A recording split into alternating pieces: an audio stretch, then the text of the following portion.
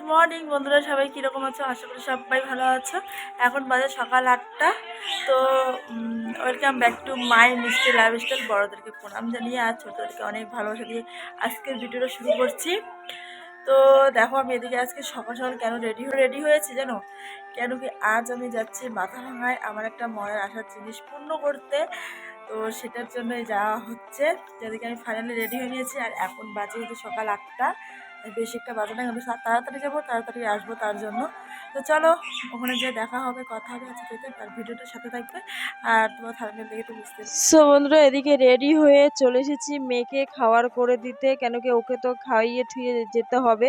কে খাওয়াবে বলো? বাড়িতে তো সেরকম বলতে কেউ নেই, জাস্ট আমি আর আমার মেয়ে। তো পাশের বাড়ির পিসি, মানে আমার নিজস্ব পিসি শাশুড়ি, ওর কাছে মেয়ে থাকবে। ওই যে মানে আমার নননের কাছে, ভিডিওতে দেখো সব সময় ওর কাছে থাকবে। তাই ভাবছি যে সকালের খাবারটা করে থুয়েই যাই। তারপরে ওকে করে দিয়ে আমি কিন্তু না খেয়ে বেরিয়ে পড়েছি। আর এখানে আমি চলে এসেছি। তারপর টোটো রিজার্ভ করে আমি কিন্তু মাথাভাঙায় চলে এসেছি। আর সেরকমভাবে কোনো ভিডিও করিনি।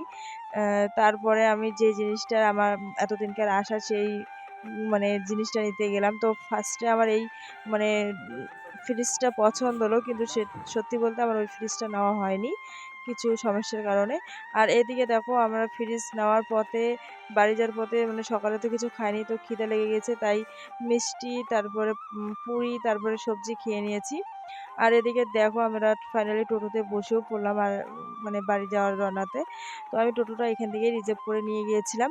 তো ওই ফ্রিজটা নেওয়া হয়নি, কেন কি তো ওটা আর কি একটু বড় হয়ে যায়, তাই আর আমি একটু ছোটো মোটো নিব তাই। আর এই যে দেখো এই সন্ধ্যা বন্ধুরা, দেখো এদিকে বাড়িতে আসার পর এগুলো গুছিয়ে নিয়ে ফ্রিজটা আমি ওখানে সেট করে দিয়েছি আর ঘুমিয়ে পড়েছি, তাই আর ভিডিওটা করতে পারিনি। আর আজ তারপর সন্ধ্যার দিকে দেখো সবাই মিলে গল্প করছি, আর ফ্রিজটা সবাই দেখতে আসছিল।